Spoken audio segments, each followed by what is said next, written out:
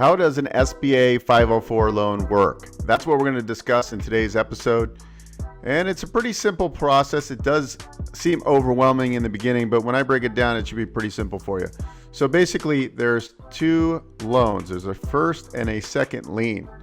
Okay, the first lien is the senior debt, which is the bank piece. And the second lien is the guaranteed piece by the SBA. And so the senior piece on, let's just say you're buying $1 million property. So basically you're able to finance on an existing business expansion 90% of total costs. So essentially we could finance $900,000. $500,000, which equates to 50%, would be funded by the senior debt. The CDC piece, or the second lien, would be for 40%, so that'd be $400,000. So we're financing $900,000, and then the sponsor or the borrower would bring in $100,000, which equates to a 10% equity injection into the total project cost. So that's essentially the capital stack. Now, when the bank underwrites the deal, it then has to go to the CDC, and essentially the CDC is a nonprofit corporation that works hand in hand with the SBA. So there's two underwriting processes. The bank underwrites it first, and then it goes to the CDC.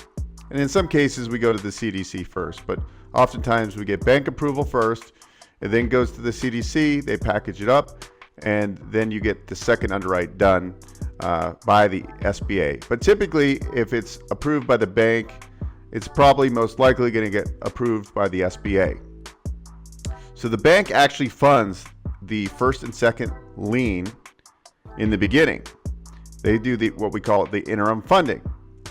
After certificate of occupancy or after stabilization of the property, there's what's called the debenture. And when the debenture happens, that's essentially when the CDC basically purchases the second lien from the bank. And now that is when it goes into a 25-year fixed term. So the second lien is a fixed 25-year fixed term.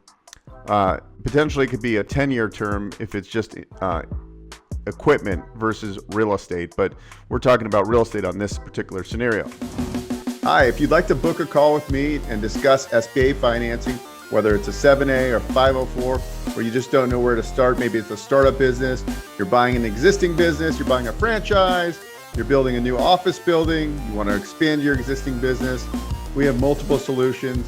I can walk you through the 7A and the 504 and the SBA loan process. And if you have any other questions on any other types of financing, I'm happy to book a call with you. The link's below. Look forward to seeing you soon. So that's basically how the process works for the SBA and how the approval process works. It's quite simple. We have many videos in our playlist on SBA. But if you do have any questions in the meantime, there's usually a calendar link below. Feel free to book a call.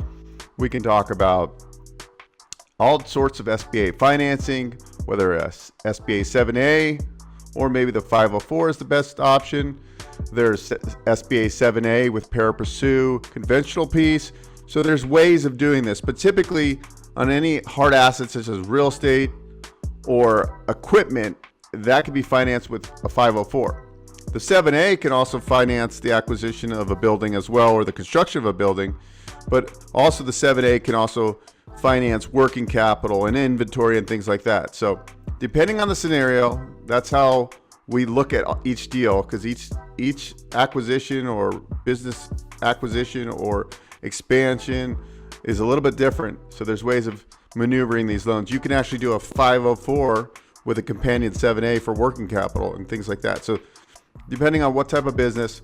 Now, the one thing to note is if it's a business that started less than 2 years ago, that's going to be considered a startup, and usually you're limited to 85% of costs. And if it's special purposes, the building special purpose, such as gas station or hospitality, that could be down to 80% loan to cost, depending on the scenario. So those are the caveats that most people want to know. I hope I addressed those, but like I said, feel free to book a call below or watch one of the next videos. We'll see you on the next episode. Thanks so much for watching.